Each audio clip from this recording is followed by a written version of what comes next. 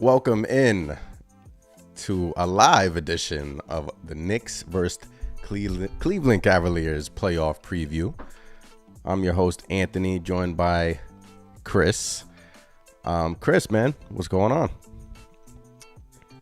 Not much, man. I'm hyped. I'm ready for these playoff matchups to begin. Knicks versus Cavs, exactly what everybody expected it to be. I'm ready to get rolling, man. How about you? How you been? I'm good. I'm great. The Knicks have been off for a while here. They last played last weekend, so we've had some time off to pretty much, relax and reflect a little bit. Reflect on this upcoming, look forward to this upcoming series with the Cleveland Cavaliers.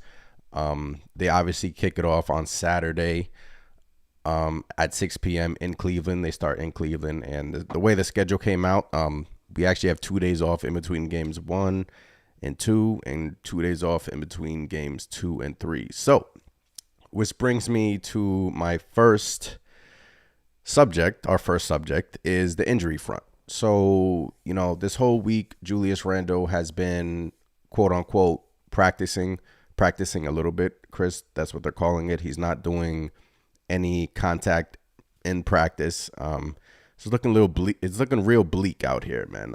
I don't know if, tomorrow, I'm pretty sure the Knicks are going to get on a flight to go to Cleveland tomorrow.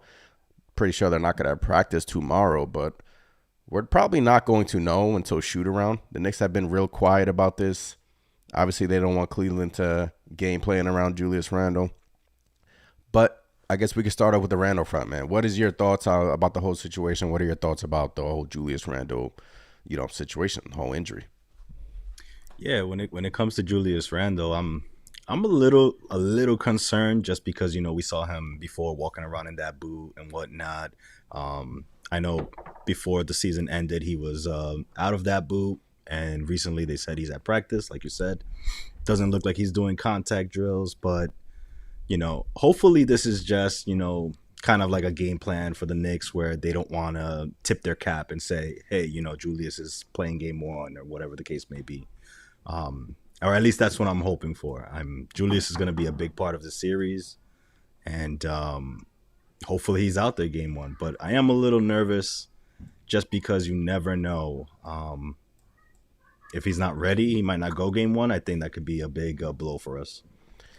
Yeah, and obviously I put on the screen Fred Katz. Julius Randle did parts of practice, in quotes. Tom Thibodeau said he's continuing to progress, but he still hasn't had contact. Now, this can go either ways. This can be the Knicks are simply not the Knicks are simply withholding information from us and from Cleveland, and Julius Randle could be miraculously ready for game one, which would be great news. But in my opinion, if he's still not doing contact yet, Julius Randle was a rhythm player, man. I mean, once he gets into a rhythm, which he has been getting into, I mean, he all season long, his 3-point shot, his 3-point percentages were at a career high, and that's mainly due to the fact that he's a rhythm player. So he's not doing contact yet. It gets me concerned. I would put it at if I was giving it a percentage, I would put it at I would put it at 70% that he doesn't play. It's getting above there. It's getting above the 50% threshold. I would put it at 70% that he doesn't play, and that brings me to obviously we start Obi Toppin in place of him, right? Yeah. Yeah, I mean, I would say so. Just from an energy standpoint, you'd have to start Obi. I mean, he's playing well to end the season. That's gonna be it. You say 70% not to play? Yeah, I mean, I've been listening to all the sports radio talk stations. Mike Breen's been positive about it, and it's just look. The Knicks are getting on a flight tomorrow to Cleveland. He really hasn't practiced yet in what two to 3 weeks, and considering the days off in between game 1 and 2 and 2 and 3, maybe the Knicks decide, hey, we can buy ourselves another week before we go back to New York. Game 3 is on Friday. Look, I think it was a bad sprain. Obviously, they haven't said anything about it, but I don't think he's going to be out there for game one. I don't. Yeah, I think that'll be a big blow. I was concerned. I wouldn't say I was 70%, but I'm at 70% now. Yeah, yeah. I mean, Hopefully he makes some sort of miraculous comeback, and hopefully this is just like some game planning by the Knicks. But it's definitely gonna be a difficult game one without Julius Randle. And even if he does play, like you said, he's a rhythm player, and we gotta hope he just shows up on fire if that's the case. But um, yeah, going back to Obi, I think definitely Obi would start for Randle. Um, Concerns me a little bit just because of the defensive side. Obi's not strong. You know, at times he can get lost out there. But what are your yeah. thoughts with Obi starting in place of Randle? Um, Obviously, what Obi Toppin has shown us here in these last, few games that he started, he's very capable of, scoring the rock. He's very capable of, obviously, providing us a spark when need be. Obi has been amazing as a starter. He's I think he's averaging over 20 points a game, and I just don't like the matchup. I just don't like the Evan Mobley versus Obi Toppin matchup. If one thing about Obi Toppin is that he's not a great rebounder. He's not a great rebounder, and that's one of Julius Randle's strengths. He's a great rebounder. Julius Randle is a great rebounder. He's right there with Mitchell Robinson, which is why we lead the NBA in rebounding per game. You have Mitchell Robinson and Julius Randle just causing havoc on the boards. So Obi Toppin, look, it's going to be a tough matchup, but I do think it'll make the Knicks a faster team, and maybe that'll speed up the game because Cleveland is one of the slowest teams in the NBA. They run their offense at a slow pace. Granted, it's been working for them. So I do think that Obi, look, we've been playing well with Obi. Maybe this opens up the offense even more. The ball doesn't stick. Obviously, you have Jalen Brunson running the show. But all you want to do is get one game in Cleveland. All you want to do is get one game. Steal home court advantage, and you're good. Carlo in the chat says, Randall playing or not, most important is we split 1-1 coming back to MSG. Yeah, that's the most important thing. Like I just said, we split. It's best to get game one. All the pressure is on Cleveland in game one. Especially if there's no Julius Randle, all the pressure is going to be on the Cleveland Cavaliers. They're going to be like, hey, they should win this game. The Knicks don't have Julius Randle, and that's when the Knicks can strike. And hopefully, Randle can come back maybe for game two. But we still don't know if he's out. I'm speaking as he's out, but we still don't know. Tony in the chat, man. Tony, what's going on? Hopefully he's ready to go. We definitely need Randle in this series. Randle is a 25-10 walking bucket, and the Knicks. What side of the spectrum do you fall on, Chris? Because there's a lot of fans out there that I've been calling on these radio stations, and they've been saying the Knicks play better without Julius Randle on the court. The Knicks play a better offense. Obviously, you're running the offense through Jalen Brunson. What side of the spectrum do you fall on? I It's funny you say that. I was gonna bring it up. A lot of fans, like you said, are calling up radio stations. They're talking about how, when Randall's out there, the ball sticks. There's a lot of ISO versus when Obi's out there. The ball swinging around. Everybody's flying. Like you said, they play at a much faster pace. Yeah, To be honest, I don't see why we can't have both. I just think that like you said, Randall's a 25-10 guy. That's something you just can't discount, no matter how it looks. ISOs or not. You know, you need that type of production, and we're gonna need that type of production in the series. I think it's a plus to have somebody like Obi coming into games in place of Randall here and there, where we could speed things up. And like you said, that might force Cleveland to actually sit some of their bigs just to keep up and play small themselves. I think it's a strength. It's all it's all really on the shoulders of if Randall's going to actually play game one. yeah. But that's my thinking. I'm kind of in the middle of it. I'm not trying to discount what Randall has done this season. I'm just not going to say like, old me would have said, yeah, Obi all the way. But Yeah. you know, I can't trash on Randall like that. Yeah, I do. I don't think the Knicks can beat Cleveland without Julius. That's just my opinion. Randall's been rock solid for us all season long. They could, Jalen Brunson could have one of these series where he just absolutely goes bananas. The Knicks are a deeper team than Cleveland, so I mean we can get into the benches later on, but I do think eventually they're going to need Randall here. Just based on the matchup with Evan Mobley and Obi Toppin, I just don't like that matchup for Obi Toppin. Yeah. You know, Mitchell Robinson, he's a great rebounder, but playing alongside Julius Randle obviously helps Mitch down low. And, I'm sure Cleveland's going to want to get Mitchell Robinson in foul trouble. And if they do that, obviously we have Ihart coming in off the bench, which is a plus in itself.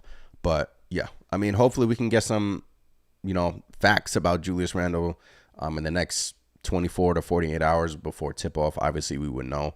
But right now we're just up in the air. He still hasn't practiced. I mean, he's practiced some, but he's not doing contact yet in practice. So on the Cleveland side, it was a concern with them because Isaac Okoro hasn't been really practicing until today. He took in part in some contact practice for them. And Isaac Okoro, Chris, is a huge piece for Cleveland. He's a big part as to why they're number one in defense in the NBA. They're the best defensive team in the NBA. Obviously, you have Evan Mobley, Jared Allen, Isaac Okoro to go along with that. And Isaac Okoro, it's looking like he's trending towards playing. I saw a tweet here from, let me just put it in the chat, from more for you Cleveland. Cavs, Isaac Okoro likely to return for game 1 versus New York Knicks Saturday per ESPN. So they're going to likely put Isaac Okoro on Jalen Brunson. Brunson had 48 career high last time against them. So he's not good. He's going to be compromised. He's not going to be healthy. He's not going to be 100%. So hopefully Brunson can take advantage of that. But Okoro seems like he's back, Chris. So Yeah, Okoro is an important piece for Cleveland. Like you said, they had him for the most part on Jalen Brunson. It seems he's going to be ready. I mean, yeah, Cleveland has a lot of good players, and as much as I would love Okoro not to play this game, it looks like he's going to be out there. But like you said, Jalen Brunson did, light them up the last time. So hopefully we get a repeat of that. Because what do you think? What do you think is the key to this matchup? that's the key to this matchup. Dame Tubes in the chat, man. What's going on? The key to this matchup, the key to the Knicks beating the Cleveland Cavaliers is going to be their bench versus the Cavs bench is, would you agree, night and day, right? The Cavs don't really have, I mean, they have some players, Wade coming in off the bench hitting threes, but the key, I can go many ways, Chris. I can go Like RJ Barrett. I can go Quentin Grimes. I can go. I'm damn sure confident Emmanuel Quickly is gonna ball out this series. I'm confident in Josh Hart, but I think I want to go RJ Barrett. I think the key for the Knicks is RJ Barrett has to have a good series. And in order for the Knicks, if Julius Randle's out, RJ Barrett has to, he has to hit his shots, number one, and he hasn't been during these past few weeks. I mean, he's shooting in the 20% from 3. He hasn't been hitting his shots. And I think if you're Cleveland, what is the scouting report on RJ Barrett? What do you think the scouting report is? Without a doubt, it's going to be let him shoot the 3. Do not let him drive into the paint. Yeah. So you're going to have Okoro on Brunson. That gives you Grimes and possibly against Mitchell. And then that RJ Barrett will possibly be guarded against Garland or Mitchell. He has to take advantage of that. Like he just simply has to take advantage of that. RJ Barrett is 6'7", 6'8". He just has to take advantage of that matchup because Cleveland is going to be, especially if we don't have Julius Randle early on in the series, Cleveland's going to be trapping Jalen Brunson all game. And, that's going to leave for open shots for RJ Barrett. That's going to leave for open shots for Quentin Grimes. Grimes has been shooting lights out here, over 50% during his last, 8-9 games. Grimes has been amazing. But I do think RJ Barrett is the key for this New York Knicks team, man. He has to have a good series. He can't have one of these series where he's, just not providing. He's just not providing them, That's the key for me. And then obviously we have Grimes. I do believe that he's gonna have a good playoff series, but look, still young, super young. First playoff series for Quentin Grimes, so um, it's gonna be a toss up, man. So I'm gonna say R.J. Barrett. What do you think? What's the key? Initially, I was leading towards an Emmanuel quickly. Like we have to have Emmanuel coming off the bench and providing the spark that he does, playing at the high level he's been playing at. That was going to be a big key for me, simply because the Knicks have a better bench than the Cleveland Cavaliers. But the more and more I thought about it, it's definitely R.J. Barrett, simply because of the shot. It wouldn't surprise me if I saw Cleveland, like you said, trapping Jalen Brunson and not so much covering RJ Barrett out on the three. They might just let They're him gonna have a leave him couple open. of freebies, Yeah, kind of like prove it to us. Because they're gonna, take out Brunson. They're gonna go cover a Grimes. They're gonna go cover a Quickly if he's out there. They're gonna be daring RJ to take shots. yeah, Um, hopefully, hopefully he's been putting up shots the entire time they've been on this break, and he hits them, because we're definitely going to need it. And I think you're absolutely right. RJ Barrett is going to be the key. yeah. Along with others. Gian in the chat says Mitchell can get his, but can't let Garland or Levert go off. The Knicks have held Levert actually to some pretty good numbers. Garland is going to possibly be guarded by Brunson, or because you're gonna have Grimes on Mitchell. And I think the last matchup, Chris, I do think that Grimes had a good game against Mitchell. It's just that Mitchell hit some crazy tough shots. So I'm Mitchell's gonna get his points. I mean, we've been saying it forever. Mitchell's gonna score. Be prepared for Donovan Mitchell to drop 30 plus points a game in this playoff series. Obviously, we have the storyline with the Knicks. He wanted to be a Knick and all that. Obviously, it can go the other way though, Chris. We've seen Donovan Mitchell be erratic in playoff series. And if the Knicks catch Donovan Mitchell at that point, if the Knicks catch him being erratic and being overly aggressive, and that's what I want to see. That's what I want to. That's the Donovan Mitchell I want to see. I just don't know if we're gonna get that. I believe this is Darius Garland's first playoff series. They have some guys over there that it is their first playoff series too. So obviously Mitchell, we know his playoffs. I mean, lack of success, if you want to call it, in Utah wasn't really that great. Brunson, we know his success last season in the playoffs. So if the Knicks can get some great play from Brunson, and I truly believe that he's going to average about 25 to 30 points a game in this series. It's just whether or not that's going to be alongside Randall, or it's going to be by himself for at least these couple of games in Cleveland. But yeah, so let me ask you a question about, okay, fill in this blank. The Knicks will win this series if blank. And those of you in the chat can chime in as well.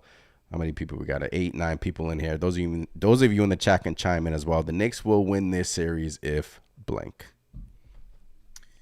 If the Knicks will win this series if RJ Barrett hits his jumpers. That's where I'm going. That's where you're going? That's where I'm going. I think the Knicks will win the series if their bench just simply dominates. Out. Obviously, we know that in the playoffs, the Cleveland Cavaliers, the starters are probably gonna, obviously, they're gonna play more than the bench, obviously. But playoff starters play more than your bench usually. So I do think the Knicks have a huge advantage in that aspect. So if the Knicks can play as a team, and if their bench unit thrives, and it has been all season, and it has been since the Josh Hart trade. Another animal that the Cleveland Cavaliers don't have, we have Josh Hart. Cavs don't have a Josh Hart coming off the bench. Cavs don't have an Emmanuel Quickly coming off the bench. Josh Hart and Emmanuel Quickly will start on most NBA teams. And the New York Knicks have both of those players coming in off the bench. Yep. Cavs don't have that, man. Their bench unit doesn't really play defense. I'm pretty sure they're going to stagger Jared Allen and Evan Mobley and Donovan Mitchell and Darius Garland like they have been all season long. But I do think the Knicks will win this series if, one, they shoot well. They have to shoot well. Free throws. I mean, Yes, please. free How many? throws. I don't want to go That's through another game big. of the Knicks missing like 10 free throws. Hit your free throws, share the rock, and rebounding. Um, Yep. it's it's gonna be tough with those two guys down low, Chris. It's gonna be tough. Hey, I mean, we got a dynamic duo of bigs too. You know, iHeart is there. He's been playing so well. He's gonna get his boards too. Mitchell. You know, we just gotta hope they're up for the task and just if we win the boards game, that's gonna be huge for us, in my opinion. But yeah, I like what you said. I think the bench is definitely gonna be a key for us. Um, we seem to have a stronger bench. You know, hopefully it's not a case of where Cleveland comes in and all of a sudden their bench is just lights out shooting because we've seen that too. But hopefully that's not the case. You know, the two games, the one game that the Knicks lost against the Cavs, that's when Donovan. That's the first game. In the beginning of the season, you remember that game where Donovan Mitchell was shooting lights out, and Yeah. he wanted to make it a point, like you guys should have traded for me. But Yep. three three in a row against the Cavs, man. So although the regular season doesn't really mean anything in the playoffs, like it doesn't. We were 3-1 against the Hawks, and look what happened. But we were 3-1 against Cleveland in the regular season. But playoffs are a different animal. All right, the Knicks will lose this series if blank. If Julius Randle does not come back by game 3. If Brando doesn't come back, Yep. If Julius Randle does not come back by game 3, I think if he misses, 2 or 3 games, it's going to be that's going to be a big blow for us. We need his production. We need him out there. yeah. Obviously, you having not having Rando is going to be a blow. I do think he's going to return. Whether that's game 1, 2, or 3, possibly game 2. That's what I'm leaning towards. But yeah, I could be wrong. Hopefully, he gets out there for game 1. I do think he's probably going to be compromised a bit. But yeah, if Rando's not, I do think the Knicks have a chance without Rando. As crazy as that sounds, I mean, No, I do too. I do too.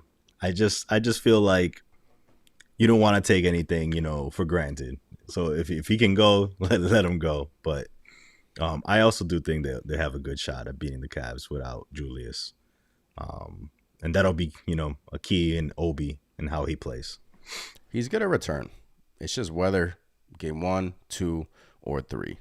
He's going to return. There's no way. There's not going to be a scenario where Julius Randle doesn't return for this whole series. I don't think that's going to be, the case. But yeah. So you say without Randle, that's why they'll lose if they don't have Julius Randle. Let's say Randle. Let's say Julius Randle is healthy, and let's say hypothetically the Knicks are down 0-2 heading into New York. Things are not working. You know, they're Cleveland's just a better team. If you're Tom Thibodeau, we've seen Tom Thibodeau in the past, in the Hawks series. If you remember the Hawks series, he did not make adjustments. I mean, he was working with the players he was working with versus the Hawks were trash players. Elfrid Payton, come on, Nerlens Noel, Reggie Bullock. We're a way better team than the Hawks series. But if you're him, would you switch it up? Like Obi Toppin's been playing well. Would you play Obi Toppin more with Julius Randle? Would you try to switch things up to try to get the bigs from Cleveland out of the paint? What would you do?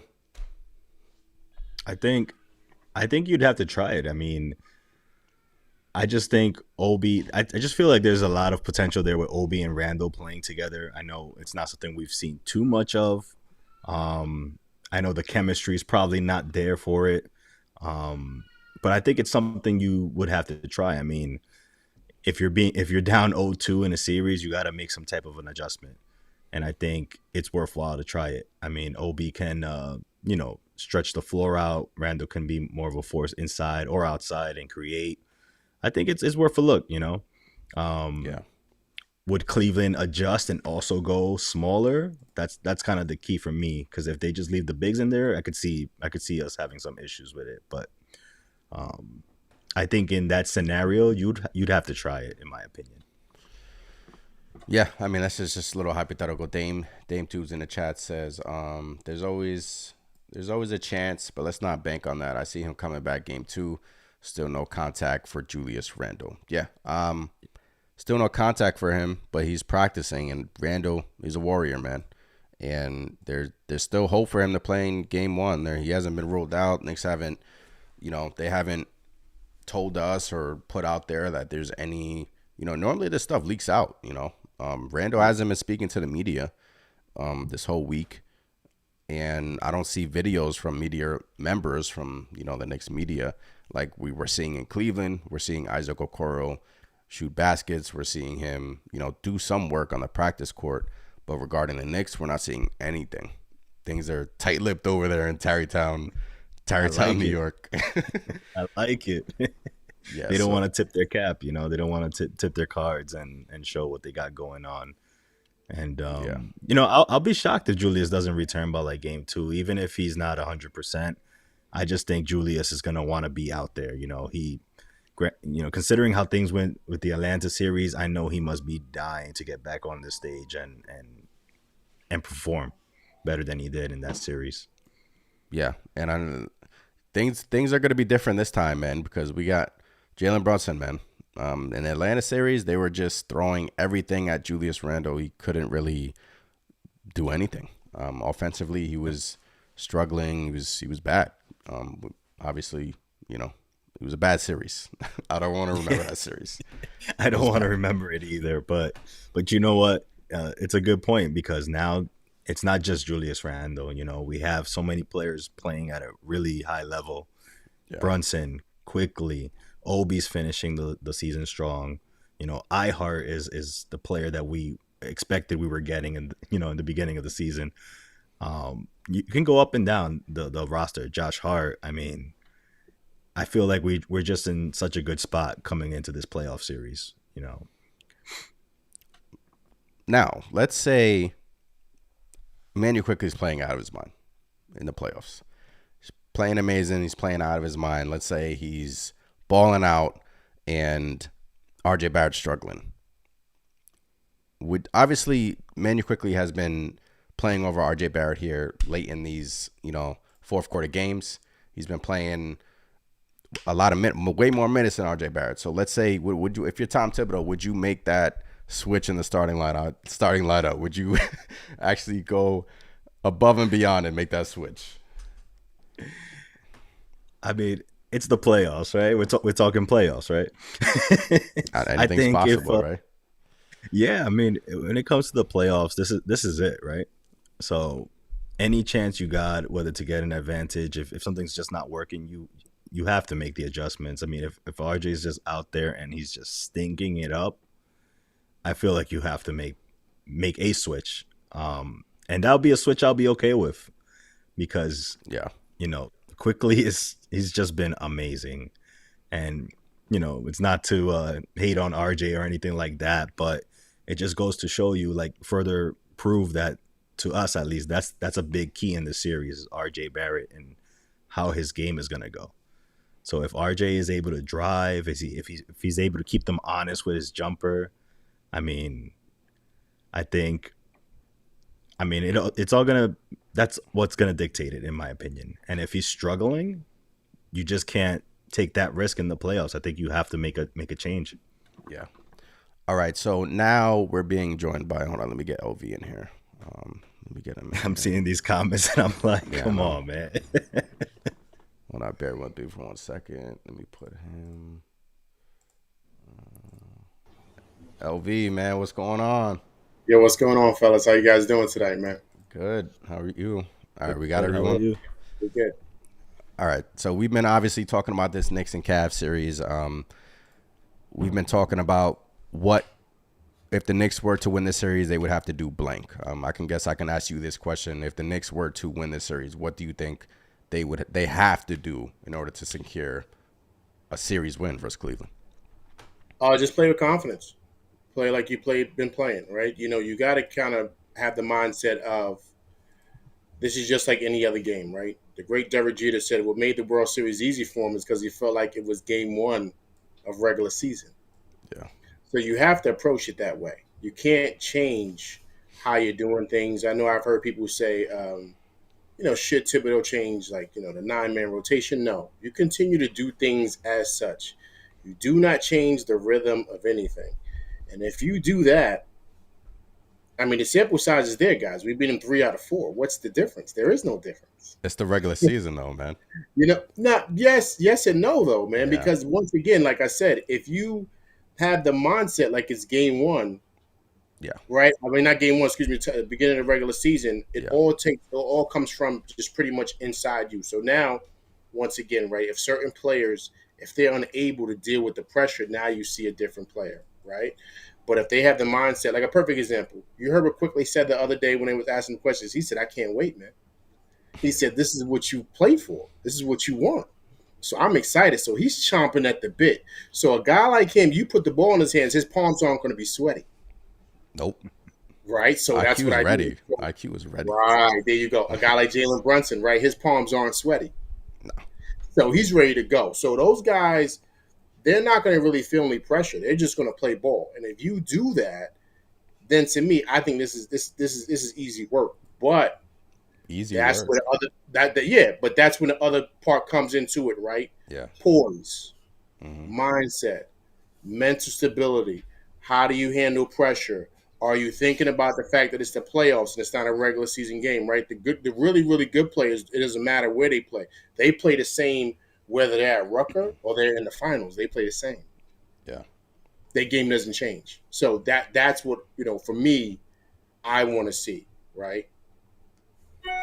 Yeah, well put. And obviously we've been talking about Julius Randle. Obviously he hasn't been, doing some practice here and there this week. Hasn't been doing contact at all.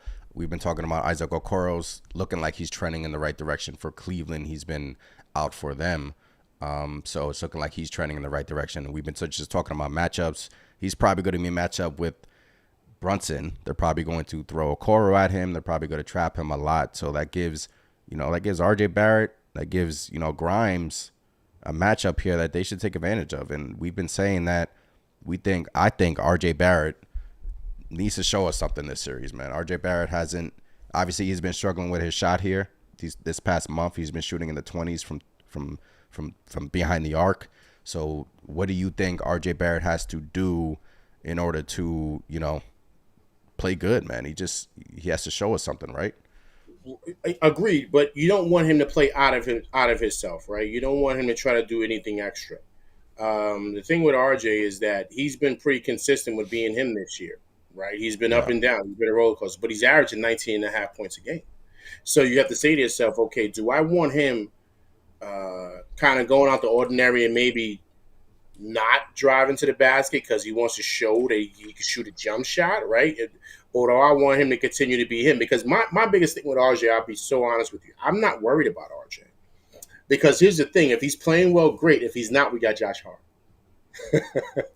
And Thibs So has shown us that he's RJ right, to the bench. right. So my thing for me is this: are we more concerned about stats, or are we more concerned about winning the game? Because what Tibbs has shown, and what I'm totally in favor of, is winning a ball game. So if RJ's got it going, beautiful. But if he's kind of a little shaky in the first half, Josh Hart comes in the game in the first quarter. He doesn't come out until halftime. Right? It's true. So Tibbs has already said, and if Grimes has got it going, then Grimes is in. Yeah. So to me, the most important thing is that if he doesn't have it going, we have an easy fix. That's been the biggest thing with most teams. Like if you can't fix the problem and you're stuck with this guy, now it's like, oh man, if he's off, man, we're in trouble. But if he's off, all right, no problem. Hey man, cool off a little bit. And guys, also too, pay attention to this. When RJ has been off, he's kind of picked it up maybe like in the third quarter when he's on the second unit, right? He'll start driving the ball, then he'll run off 6 or 8 points in a row. You're like, okay, RJ, this is what we want, right? Yeah, that typical RJ. And then he'll step back and he'll hit a three. You'll be like, no, don't do that. No. Stay with what you was doing, right? But check it out. When he does do that, what happened? He gets yanked, right? So Tibbs and Johnny Bryant are paying attention to the rhythm of the game and how the game is going. If you do that, we have pieces that we can put in for certain guys. If Grimes doesn't have it going, we have quickly. If Josh Hart has been super consistent, so I'm really not worried about him because he doesn't play out of his lane. He's not up Mm-hmm. there trying to drop 40, right? He's just playing in his lane. Everything with him is effort and just loose ball points or whatever. So that's not skill set. That's just effort. So that's what you want from him. So just guys, think about it. Has there been any game this year that RJ has impacted us to where we lost the game because of RJ? That hasn't happened all season. Uh, It has, I, all season has. Could we just think about that time when we could say, "Oh, RJ was the reason we lost"? I mean, a lot of fans point to him at the end of the Right, game, but he's because not. now that's because of expectation. What we want, right? We Yeah, want him because he's the number 3 pick. Oh, you should be doing this. You should be doing that. But it's like if he's not really, if what he's doing doesn't impact our losses, then I'm okay with it because this is a team game. You know what I'm saying? Now, if we yeah, want to talk about is he a long term solution? That's a different conversation, for the right? Then we summer. got to Yeah, talk about right. yeah, Then we got to talk about that. But as far as the team goes within itself, they manage him pretty well. Like they if they see he's off, he's not playing. He doesn't close out games, nothing. You'll be like, yeah, oh man, I forgot about RJ. he, yeah. he would have won 8 today. You're so right, man. In years past, it hasn't been like this. We haven't had a bench like we had. We haven't had Quickly. Obviously, he's been amazing all season. Josh Hart has been. These guys have been closing games all season in front of RJ Barrett. So, Thibodeau, he's like, bro, you're not playing well. You're getting yanked. You're sitting on the bench. You're not coming back in, especially during these And playoff right, games. and here's the thing, guys. I'm totally okay with that. You know why? No, Because I am too. Yeah, I want the W, man. yeah, Yeah. I want the W. You know what I mean? So, but pay attention to that because that was the big issue last year. See, even Ian Begley, SNNY, they talked about it. Guys felt certain guys weren't being held accountable for their lack of production and things that they were doing. See, that's what's happening with RJ this year because we have people to replace him. So, if he's not playing well, he's got to sit the bench. If Grimes isn't playing well, he's got to sit the bench. If IQ's kind of having a little off night, then he'll kind of give Brunson a little bit more minutes, right? So now you got interchangeable parts. But last season, that was the issue with the stuff that was going on with Randall. People were saying, "Yo, man, you should play Obi, man. This guy is like you just letting him just do whatever he wants to do." And people didn't like that, including myself. So people wanted the same thing that happens to RJ this year. We wanted to happen to Randall last year. yeah. And that was the problem, right? So that was the issue. Now guys are being held accountable. If they're not playing well, they're going to put the best player in. And now we're seeing the results.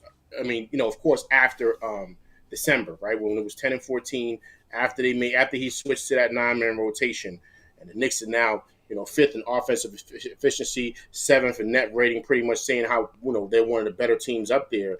It's Once crazy, they right? made that switch and they're holding guys accountable, now you're seeing it's running like a well-oiled machine. That indeed, and it's going to be, you laid those stats out there, and Chris, the Knicks are, a great offensive team. Numbers don't lie, but the Cavs, best defensive team in the NBA. Most of that has to do with Jared Allen, Evan Mobley, Isaac Okoro. I'm not scared of their bench at all. We can get them when it comes to if they're subbing guys in and out. Donovan Mitchell and Garland are probably gonna have to play over 40 minutes a game, But bench unit, Chris, it's night and day over there over the Cleveland Cavaliers, and I think that's gonna be the key. Yeah, I mean Cleveland just does not have any answer for our bench. It's just, quickly alone I think is just such a big, plus for us. I mean, he's better than anything the Cavs have coming off the bench. And he's just so dynamic. He defends, he plays both sides of the ball. If they can contain him, we got other pieces, Josh Hart, Hart. I mean, it's no contest in my opinion. I mean, Cleveland's bench is just no contest. That's all I can say. Dame Tooge in the chat says, but RJ misses enough shots to negatively affect the game. No matter if he doesn't close the game, miss threes and free throws we can't afford in any quarter. That's That's true. RJ Barrett, free throw percentage, obviously he misses a few every game. It's like clockwork with him. And he's going to what you don't want RJ Barrett not shooting an open three, right? We don't want him to just change how he's playing. If he's open, shoot the rock. If you're open, Cleveland's gonna leave you open. They're gonna dare you to shoot it. They're gonna leave you open. They're gonna want you to beat them. And RJ Barrett, I have faith that he's going to hit, a few big shots. Hopefully, hopefully he can get a couple of going. Yeah, I think he's going to play well, man. I mean, I don't think he's going to be RJ, right? I love that question statement that the person just made. But the key is not in the first quarter, second quarter. The key is in the fourth quarter. That's the winning time. That's when these guys get their money. And that's why he's barely out there. Exactly. There you go. So the coach identifies, okay, he doesn't really have it going tonight. So you know what? I'm gonna go with Josh Hart. I'm gonna go with Grimes and Quickly, right? That's what we're gonna go with. Or sometimes Grimes isn't out there. It's Quickly, Brunson. Josh Hart always closes games. He never comes out, right? And Randall, and either Mitch or Hart. Period. End of story. That's what he does.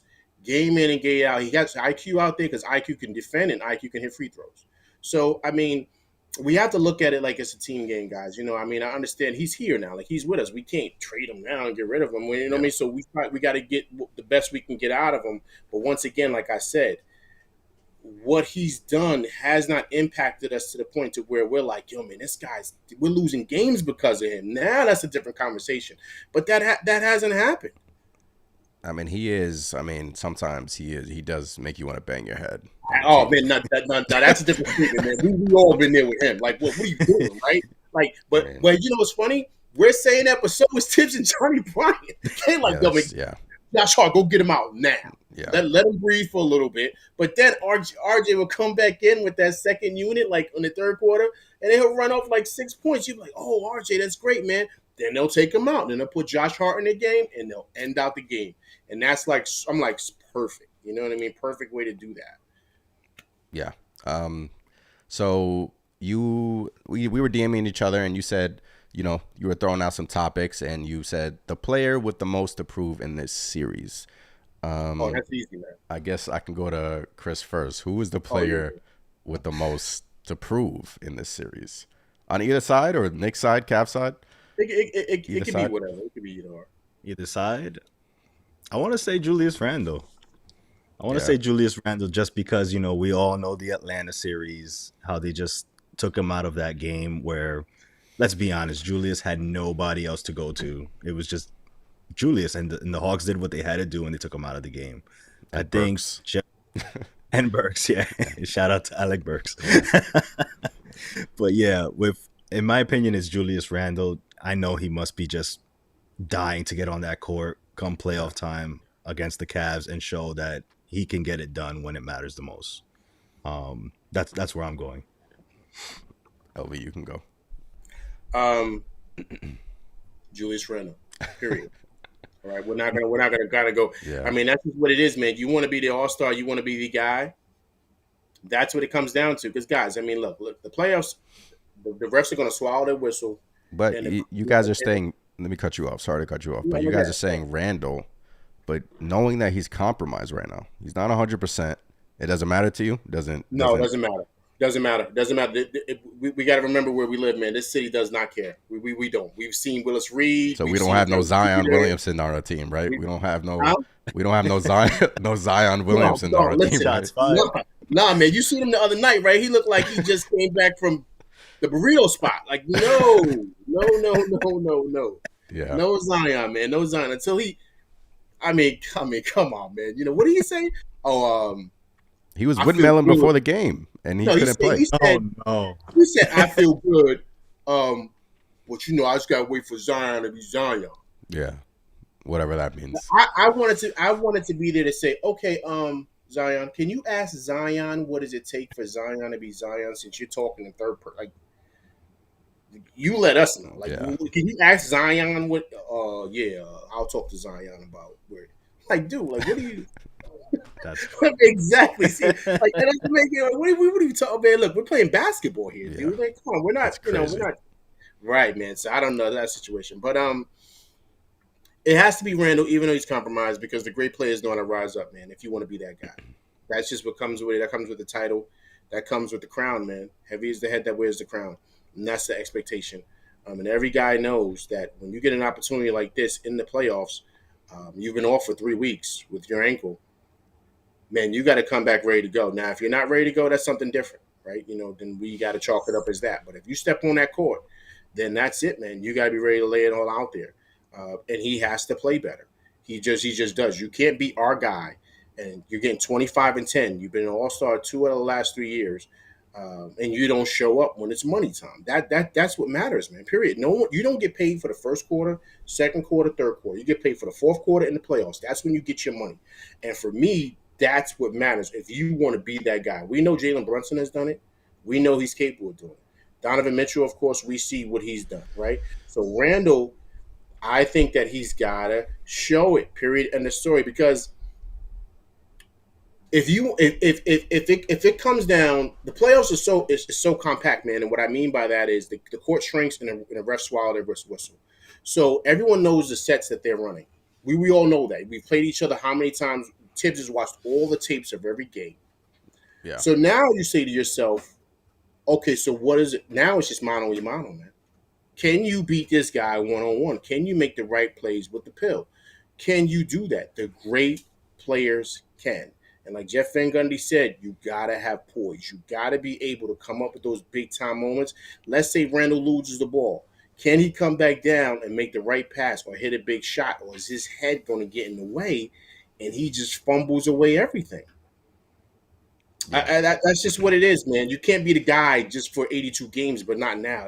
Then that means you're not the guy. Yeah. You see, I want to agree with you guys. I want to say Julius Randle. I think that's probably where I'll lead to, but it's just with this injury. Like, I don't want to make excuses, but before the injury, obviously Randle was the easy answer. Like, he probably is the easy answer. He has a lot to prove. Knicks fans, including all three of us, we have that Hawk series just ingrained in our head. And, although he was great in the regular season, he needs to show up in the playoffs. We need to know if Julius Randle, come playoff time or come crunch time, that we could rely on him. And, I think we're giving Brunson that pass because he's already shown it last season with the Dallas Mavericks, right?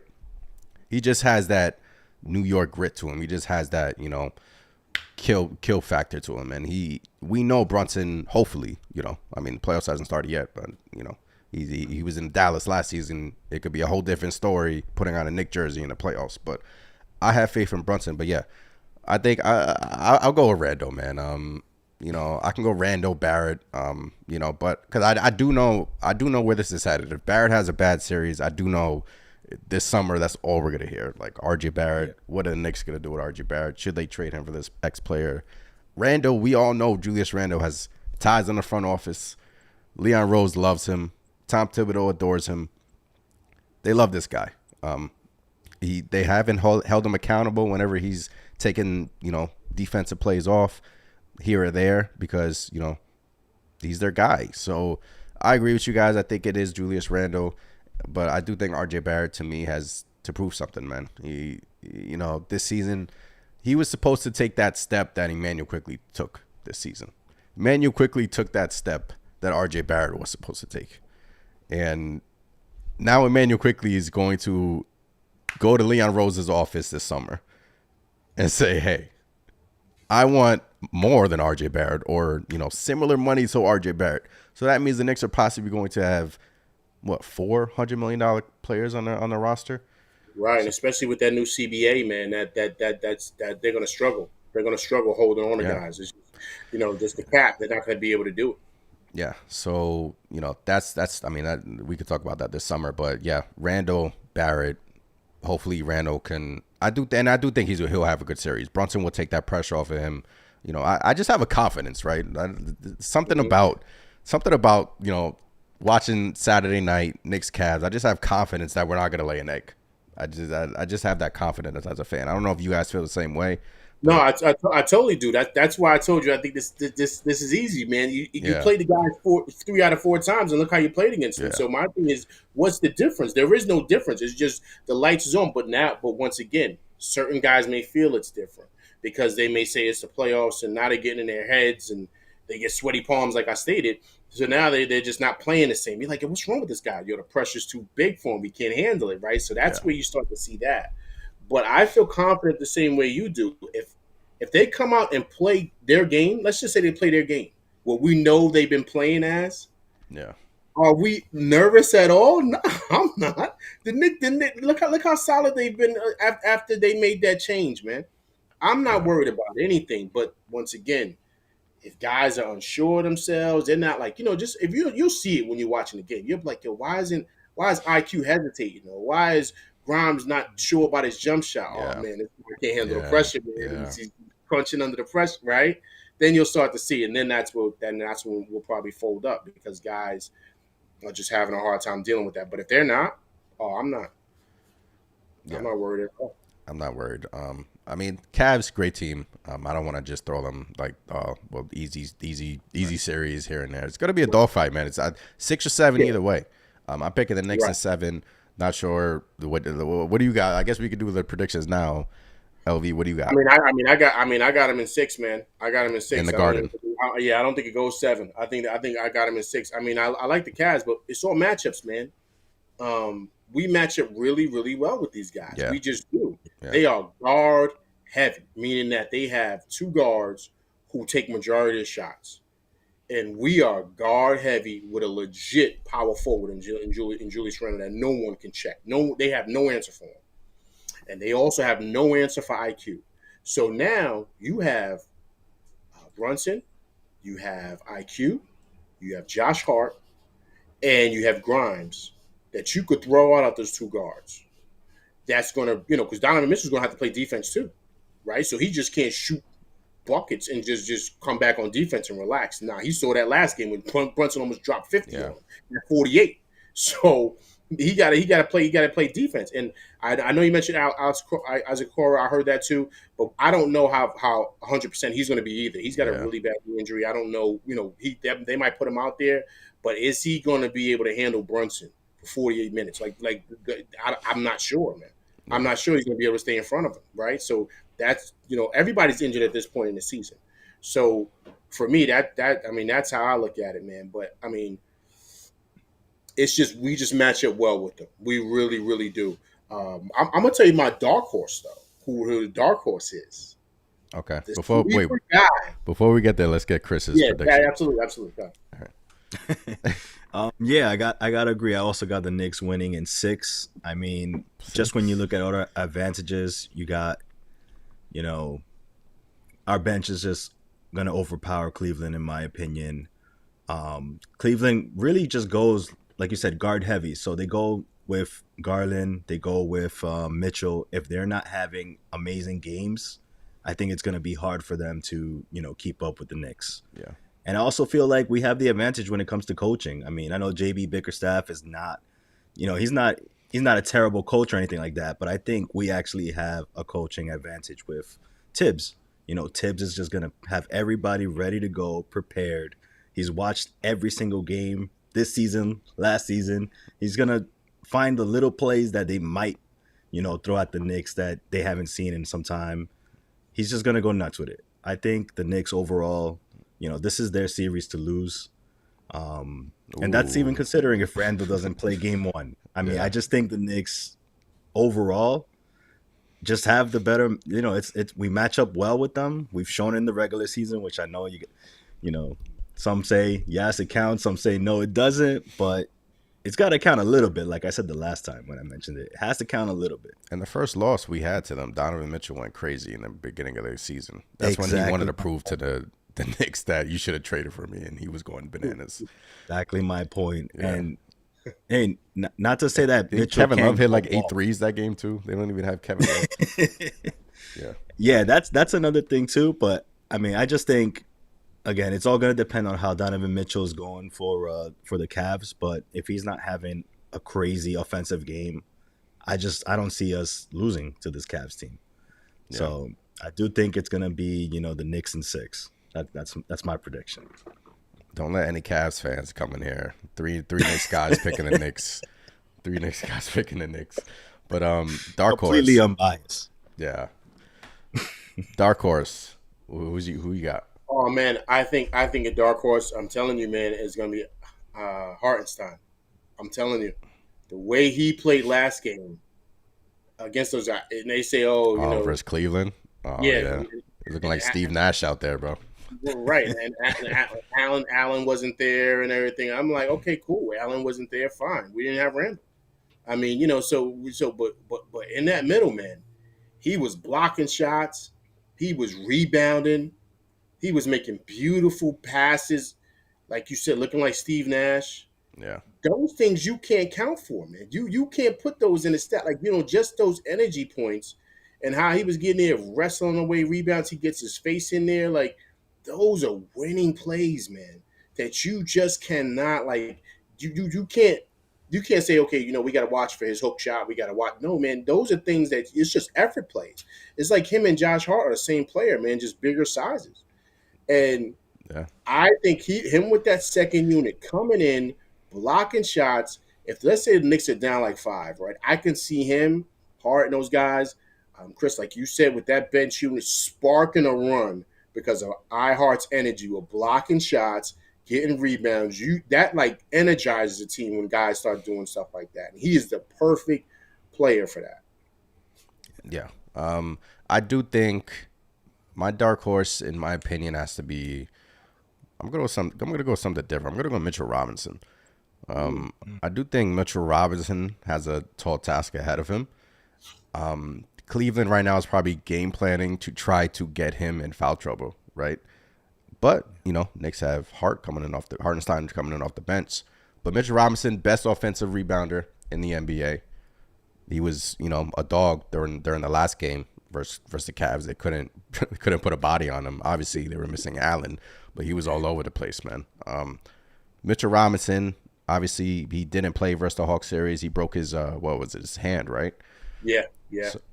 Broke his hand. So I do think Mitch is going to have a big series, and I do think he is vital for us to succeed in the series, man. His offensive rebounding, his shot blocking, his defense against Allen and Mobley. That's going to be a tough task, and I'm sure the guards, I'm sure Cleveland right now is talking to Donovan Mitchell and Darius Garland like, look, get in the paint, get Mitchell Robinson in foul trouble, because once we get Mitchell Robinson in foul trouble, we've seen Mitch, man. It throws him off his game. Once he's in foul trouble, he just isn't the same, man. But we need Mitch to stay out of foul trouble, and I do think that he's a dark horse in the series. No, I agree with you, man. One thing that you said that was great, those offensive rebounds, those second chance points, Yeah. that's where the Knicks kill you. That's where we really, really get it. Because if he gets it, he kicks it out to IQ in the corner, or Grimes in the corner, or Obi in the corner for a 3. Bang, that's like a 5-point swing, right? You're like, Yeah. oh, man. And those are just things that just have pretty much helped us and prevailed us throughout the season. So I do agree with that. Yeah, Chris, dark horse. I think Mitch is definitely going to be a dark horse for all the reasons you just listed. I mean, like you said, I could see them going out there and trying to get Mitch in foul trouble. And, in my opinion, I think in this series, even if Mitch does get in foul trouble, I would just tell him, continue to be aggressive, continue to go out there. If you foul out, you foul out. Because, I mean, like you guys said, we have iHeart coming off the bench. Granted, you don't want to be down a man and have to run iHeart out there for the entirety of a game, but this is a Tibbs coach team, and these players are used to playing 40 minutes if they have to. So, in my opinion, I wouldn't even let that be a factor. It's better to have Mitch out there, yes. He gives us that shot blocking presence in the paint. He's able to score it off lobs for us. But, I also wouldn't, be like, all right, Mitch, you're in foul trouble. Let's sit you down for half the game. No. Go out there, be aggressive. If you get in foul trouble, if you foul out, foul out. We'll send in iHeart, and we continue like that. But I think Mitch is definitely going to be a big key in this matchup just because, the Cleveland bigs are, their forces to be reckoned with in the paint as well. Yeah, Dame 2 was in the chat, says Mitch will step up, but iHeart can definitely pick up the slack. Look, Isaiah Hartenstein closes games over has been closing games over Mitchell Robinson as well, and maybe that led to as to why Mitchell Robinson took to Twitter for a bunch of things. But look, I mean, But you know what? I think iHeart has kind of motivated Mitch. If you notice, Mitch has been playing a lot yeah, harder these last couple of weeks. I think because he has noticed that iHeart has been getting the minutes, closing out games and stuff. yeah, And sometimes things like that happen. You got a lot of light a fire on it for guy, right? You kind of get a little comfortable. You kind of think that all right, I can continue to go through the motions, and then you have a guy closing out games, right? He's kind of getting a little bit more attention from the coaches. So then you say, okay, maybe I need to start rebounding, blocking shots, right? Doing those effort plays. And I think I've been noticing these last couple of games, last couple of weeks, I'll say, Mitch has kind of been stepping it up in that aspect, yeah. which is great. So, I mean, guys, you guys think about it. We gotta love like how interchangeable we are as a lineup, man. Just think about that. Like It's crazy. It's we don't, right? I'm being honest, and I don't want to jinx this, but I have to be honest here. Like, I don't see any weak points here. Even if okay, Randall's not 100%. Let's say Randall doesn't play. Look how Obi's been playing. But do you like So that matchup with Obi Top? If Obi Toppin starts, let's say Randall is out. If Obi Toppin's starting, do you like that Evan Mobley matchup? Because we brought it up early no, in this. no, I don't. And the reason why is because Obi plays smaller than what he is. Right? Yeah, He's averaging I think like maybe 3 boards a game. He should be averaging at least like 7 or 8. Like he's like a easily. small forward. All right, but Josh Hart's averaging more than him. Josh Hart's 6'4". He's Yeah, averaging 7 boards. You know what I mean? So Obi's about 6'8", 6'9". Like he's got to hit the glass. I mean, he's got to do that. But Mobley's different, man. He can stretch out, right? He's long too. He's not like he plays big. He uses his length, and he's a tough check. He really really is because you got to play defense too on him, and that's something Obi's got to get better with. yeah. But once again, even if that does happen, do I feel the Knicks would get blown out? No.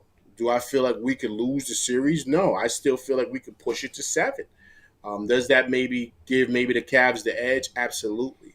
But the way these guys have been playing with the confidence level, I don't know, man. I'm just not too worried. I think these guys are gonna come out and like I said, it's interchangeable. And a person that people hate that I kind of get on is Deuce, right? I think Deuce has got to shoot better. But let's just say he says, you know what? Garland's kind of giving us a hard time. Deuce, just give almost 5 minutes. I want you baseline to baseline. Just kind of get on his nerves. Yeah, We could do that. but I don't think Dez will do that.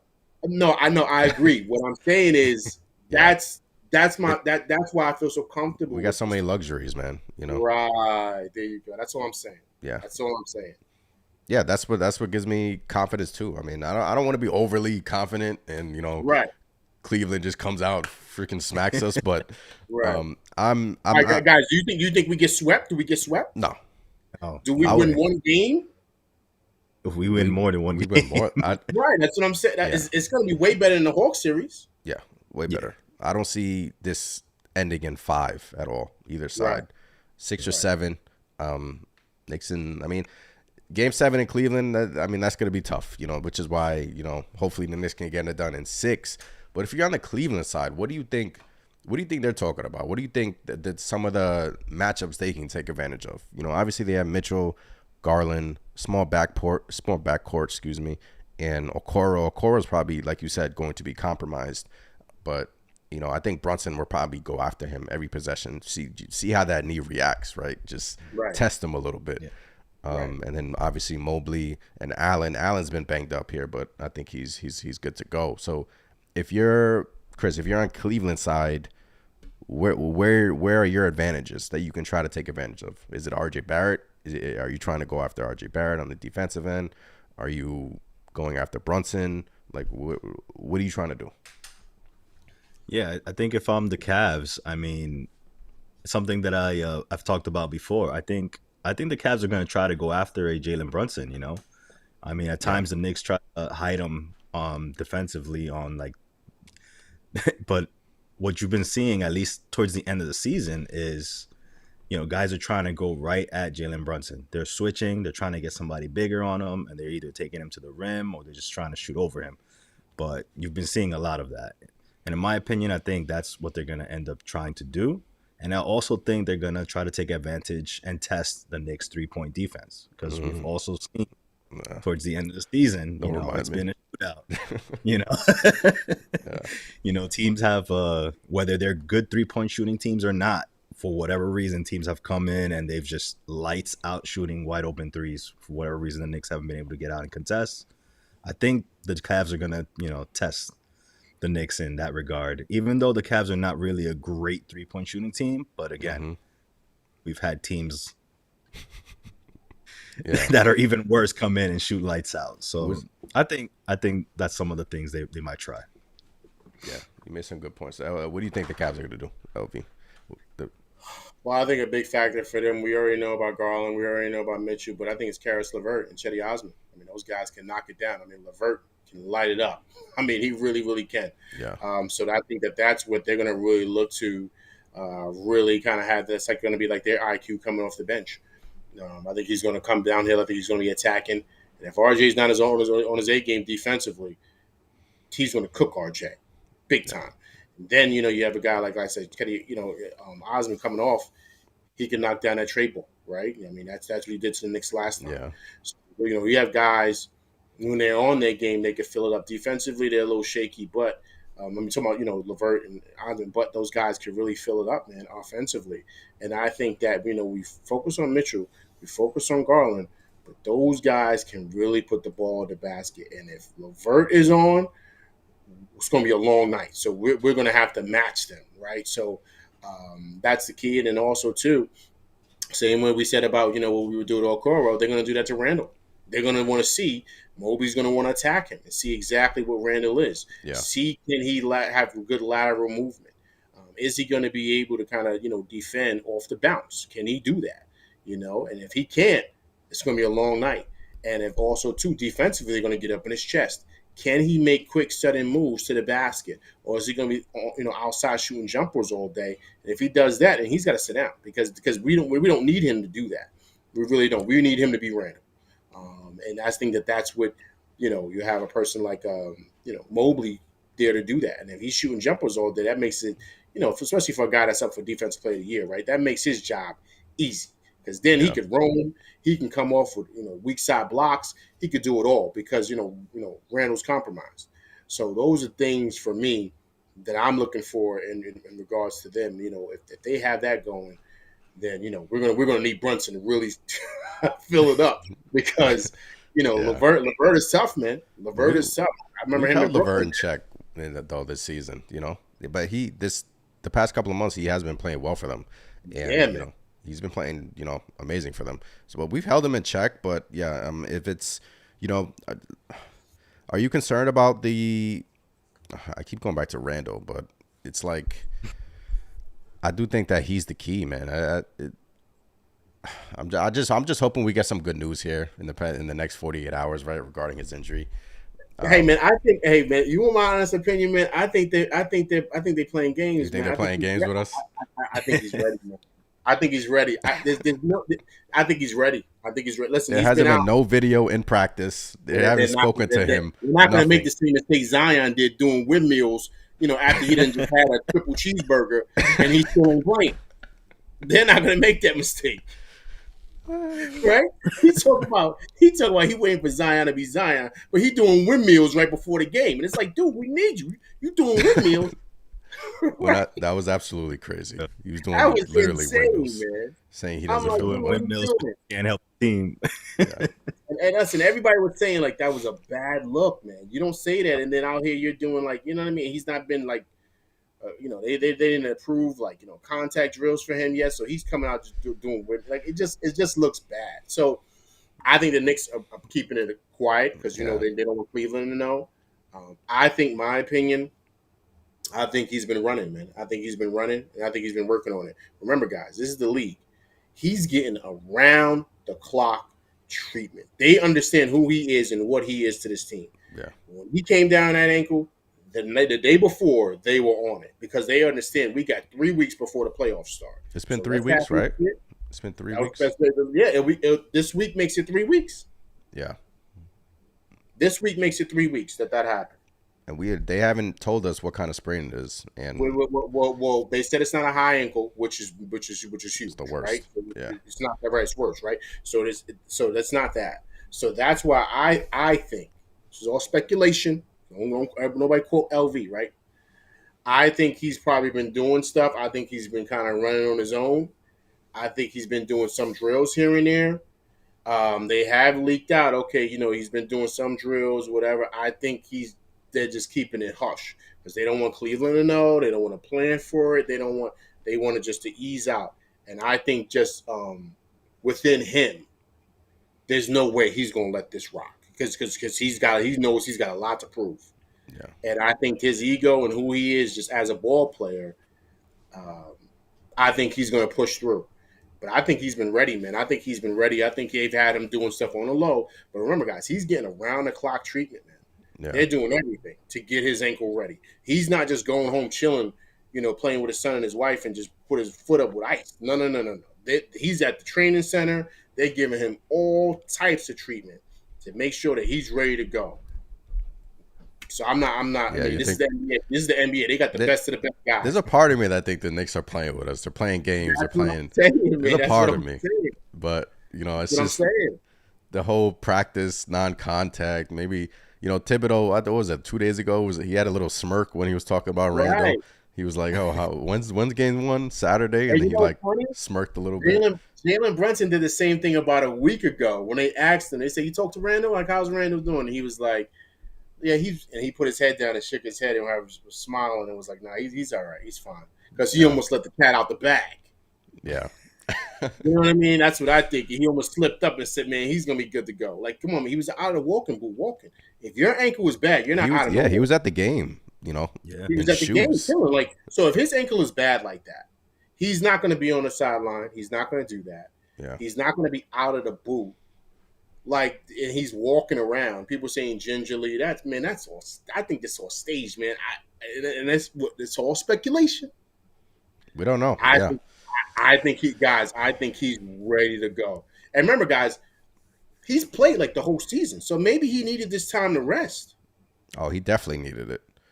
With Yeah. everything that was going on with him, the arguing with quickly. Although in the past couple of weeks, the NBA has turned into freaking hell on fire. A bunch of players arguing with one another. So Julius Randle's looking like a saint out here. But it happens, man. It happens, bro. People get upset, Yeah.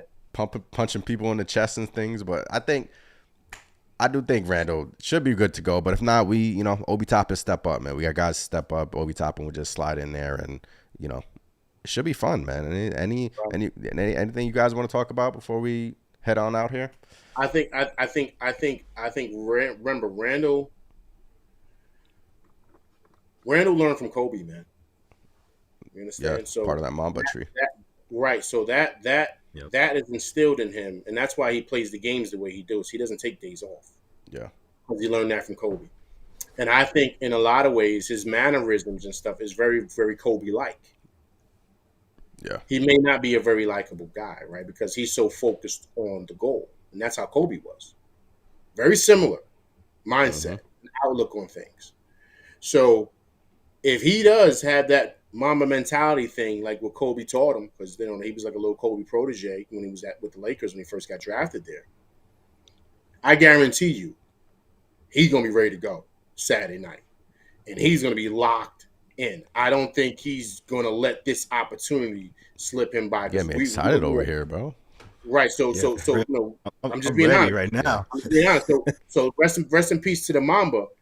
Yeah, But if he was alive, he would not let the Lakers go out there without him because it's yeah, the playoffs. Like he knows and he understood that's what this is about. Period. This is about championships. This ain't about nothing else. We ain't playing for second place here, right? So if Randall has that, which I think he does, I think he's locked and loaded, ready to go Saturday. Yeah. I hope so, man. I hope so. Chris, any final words? No, I agree. I mean, you got me pumped right now. I'm ready to go. I'm ready to get this series going. But I can't wait, man. Yeah, I think the same. I just, I was a little nervous when we started this. I was saying, when you told me, 70% that he won't play game one because Yeah, I came in with the attitude. yeah. Yeah, I came in with the attitude that even if Julius can only give you 90%, 85%, there's no way he's not stepping on that court. And man, I'm just pumped now. I think we're gonna be all right. I'm ready to go. I'm just throwing it out there to you guys. With who he is, right? Well, we know somewhat of him. We don't know him personally, but just his attitude and the way he is, right? Do you see him taking the way out and saying, I couldn't go because my ankle. If I was out there, I would try. Does No, he? I don't see Randall like that. Right. No. He doesn't strike me as that type of guy. Some players, yeah. And right, and one of them is in New Orleans, right? Maybe the Knicks hold him out, but not Randall. But I don't think the Knicks would even do that. It's the playoffs. If your star player is telling you, "I'm good, put me out there. I'm ready," you got to put him out there. And the luxury, especially with Thibodeau, right? Thibodeau's mentality, right? yeah, and the luxury. The Knicks have 2 days off in between games 1 and 2, so Randall gives you 25, 30 minutes, 2 days off, rest that ankle. Game 2 happens, and you have another 2 days off after game 2. So, he's gonna have some time here. If the ankle, if he, if it acts up during the games, he's gonna have some time to, heal it. So it's gonna be fun, man. I'm excited. Saturday night in Cleveland, 6 p.m. It's going to be fun. I wouldn't be surprised if you see him come out with the Kobe high tops. Remember those joints, the Mambas? I wouldn't be surprised you see him come out with those. I'm like, oh, he locked. He ready. Oh, man. He's ready. Especially if he brings the braids back. Oh, okay. Yeah. He's ready. I think he's ready. I think he's good to go. I mean, I came on the stream thinking it was a 70% chance that he wasn't going to play, but I do think as time goes on, the Knicks are just playing games here. They don't want Cleveland to. Yeah, that's just my opinion. They're not gonna let Cleveland know what's going on. Yeah. He's come on. I mean, him and JB at 1A 1B, man. You know what I mean? Like, this is not like Obi Toppin talking about his ankle. This is our all-star. Yeah. You know what I'm saying? And it wasn't like he was like, he's out of the walking boot. So he's walking. So that tells me, when I saw that, I said, okay, he's probably running. Now they're not going to tell you and that. You saw the shoes that he was wearing? It wasn't. Yeah, he had on low dunks, man. It wasn't like ankle safe proof shoes or whatever you want to call it. Like low dunks. Right. I wouldn't be surprised if he's doing like baseline to baseline running. Well, I think they said he was running, right? That's what I'm saying. So now they said this week he was running. That means last week. Yeah, he's probably been running. Yeah. Right. Now once again, I'm not saying speculation. He's running, yeah. Right. Yeah. I'm not saying he's running doing a Zion, right? Windmills and stuff. I'm not saying he's doing that in between cheeseburgers. I'm not saying that. But what I'm saying is that he's probably like running, doing baseline to baseline stuff, running, pulling up for jump shots, running back, pulling up for jump shots, doing layups, things like. I think he probably was doing that last week, man. Yeah. As soon as he got that boot off, maybe he started to do that. But couple of days off here, so hopefully we can get it going. Hopefully Knicks are probably traveling to Cleveland tomorrow, right? And then we got shoot around. Yeah, they're probably traveling to Cleveland probably tomorrow. Or believe it or not, if it's playoff tips the way I think, to get their mind right, they probably left tonight. True. Yeah, get there. And then they practice. They can practice in Cleveland to get settled. You know what I'm saying? To get settled, get your ticket stuff together with your family, get settled. Get in the rhythm, get in the mindset for the game. Whoop-de-whoop. Be there tomorrow. Run through, walk through. Saturday's game time. Prime time too, 6 o'clock. I'm so happy they put it at 6, not at the Nets time at 1 o'clock. That would have been awful. But I had a feeling they was going to probably do maybe Sunday, because I know the playoffs start Saturday and Sunday. I thought they were going to do it Sunday at like 1 o'clock, because it's vintage. They do that with the Knicks, right? Yeah. But So it's Sunday at 6, and then it's all prime time. It's Knicks Cavs. Everyone's hyped about this series. TNT won at the game, which is why I think they have 2 days off. They have the Tuesday game on TNT, so you got them on TNT, and then they have another 2 days off, and then I think it's on ABC on Friday night, 8:30. Friday night in New York City, New York City. I'm not going. I wanted to go, but I said, nah, man. They might take my chain. I don't. You know what I mean? I'm going to Game 4, so I'm excited. Oh, you're going Sunday? Okay. Yeah, I'm going Sunday. I'm excited for that. That's a smart move. Friday's going to be off, especially if we win. It's gonna be Uh, carnage. Oh my god, it's gonna be chaos I, out I there. I can't wait to see the videos. Yeah, they're gonna be all over the place. There's gonna be some guy with his shirt off, throwing his hair around Oh, like this in the middle of the city. You know, like, come on. I gotta capture all that. I gotta get all that if that happens. But it should be exciting, man. Knicks, Cavs. I got the Knicks at 7.